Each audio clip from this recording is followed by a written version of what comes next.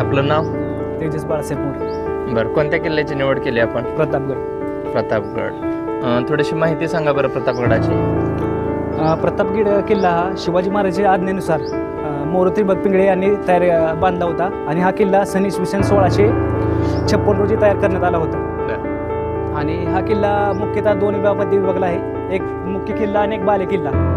मुख्य किल्ल्यामध्ये शिवाईदेवीचं मंदिर आहे, जे भवानीदेवीचं मंदिर आहे, आणि जे हे मंदिर शिवाजी महाराजांच्या आज्ञेनुसार मोरोत्री पिंगळे यांनी बांधले होते. हा किल्ला समुद्री सपाटीपासून 1181 मीटर असून हा किल्ला साताऱ्यापासून 20 किलोमीटर आहे. आणि ह्या किल्ल्यावर 2 तडे, तसे बुरुज आणि चारी बाजूने भक्कम अशी तटबंदी आहे.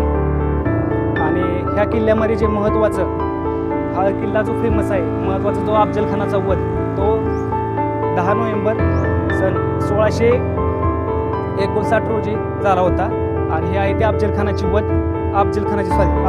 समाधी. आणि हे अफजलखानाची समाधी प्रतापगडावर झाली होती. आणि हा आहे तो महत्त्वाचा तो पॉईंट. आणि ह्याच्यावर शंकराचं एक मंदिर आहे, ते शिवाजी महाराजांनी स्वतःच्या हस्ते तयार केलं होतं, स्वहस्ते तयार केलं होतं. आहे ते मंदिर.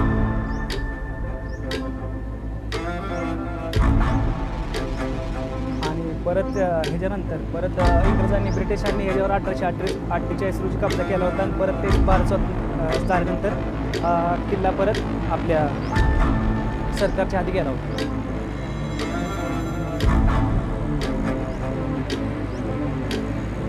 अफजल खान आणि शिवाजी महाराजांची झटापट झाली ते ठिकाण कोणतं आहे?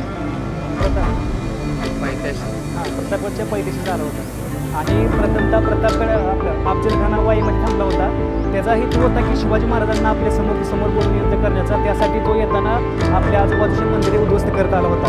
पण शिवाजी महाराजांनी शांत डोक्याने विचार करता, कारण शिवाजी महाराजांचा पहिल्यापासून गनिमी हा महत्त्वाचा पॉईंट होता, त्यानुसार त्यांनी ह्या किल्ल्यावर येण्याचं शिवाजी महाराज प्रतापगडाच्या येण्याच्या अगोदर राजगडावर होते. त्याने राजगडनंतर प्रतापगडावर गेले आणि प्रतापगडावर त्यांची भेटीचं स्थान ठरवलं. आणि भेटी दिवशी ठरवलं होतं की शस्त्रे कोणी आणायचं नाही आणि ज्या सुरक्षेसाठी दादा आपले सैन्याकडनं मावळे आणायचे.